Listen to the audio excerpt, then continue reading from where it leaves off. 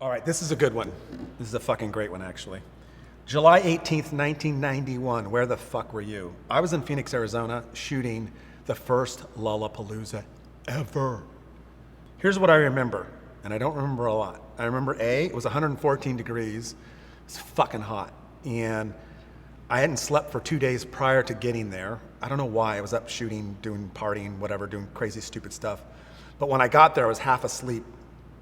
And it was hot as fuck. And I remember getting backstage, it was the first one, so a lot of shit was being worked on. They still hadn't figured out a lot of stuff, so they were kind of making it up as they go along.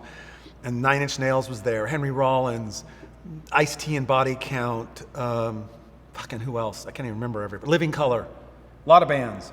The first thing that happened that was bad was Nine Inch Nails played one song, and then their computers weren't working, so they trashed the stage and walked off. Rollins' band was on point and angry, and Rollins was there in his shorts and no socks and no shoes and doing his thing. It was great.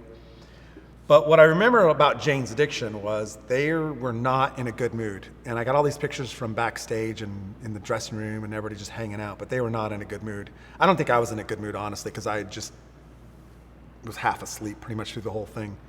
Performance started out really good. Everything was going fine. They were, the headliners. And everything was going well until the end of the set when Dave, for whatever reason, got upset with Perry. I'd never seen this before. So he started pushing Perry to get out of his way, and Perry's trying to sing. And eventually they kind of just started going crazy, and Dave threw his guitar into the audience and walked off. Then the song finished and Perry walked off, and they started punching each other off to the side of the stage. The manager had to pull them apart. And I'm sitting there and I'm watching this, and I'm stupid enough not to take pictures. I'm just in shock of what's going on. And then they go back out to do the encore, and same thing kind of starts happening again, and Dave goes crazy and throws his guitar in the audience and knocks over his stacks and then walks off.